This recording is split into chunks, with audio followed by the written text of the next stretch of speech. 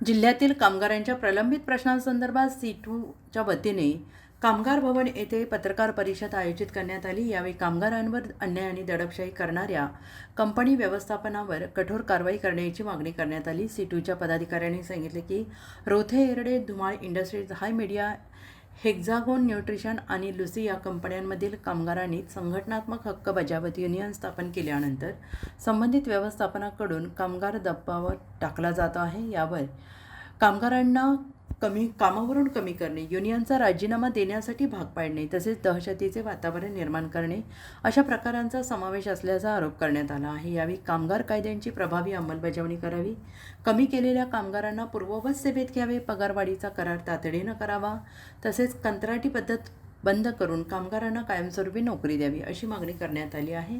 रोथे एरडे कंपनीतील कामगारांना पुन्हा कामावर घेण्याबाबत कामगार मंत्र्यांनी आदेश दिलेले असतानाही त्याची अंमलबजावणी करण्यात आलेली नसल्याचा आरोप सीटूने केला आहे। तसेच कामगार उपायुक्तांनी कॉन्ट्रॅक्ट अबोलिशन ॲक्टच्या उल्लंघनाबाबतचा प्रस्ताव मंजुरीसाठी कामगार मंत्र्यांकडे पाठवल्याने तो तातडीनं मंजूर करावा अशी मागणी करण्यात आली।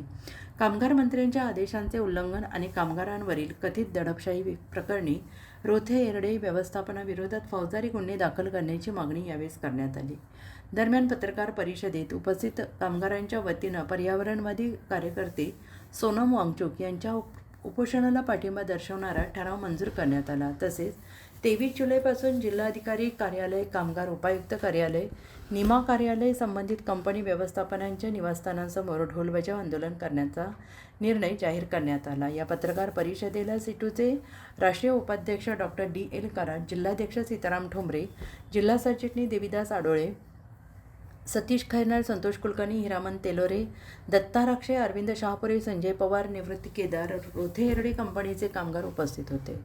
उत्तर महाराष्ट्र न्यूज नेटवर्कसाठी पांडुरंग विरार, प्रतिनिधी सुरगाणा पेठ।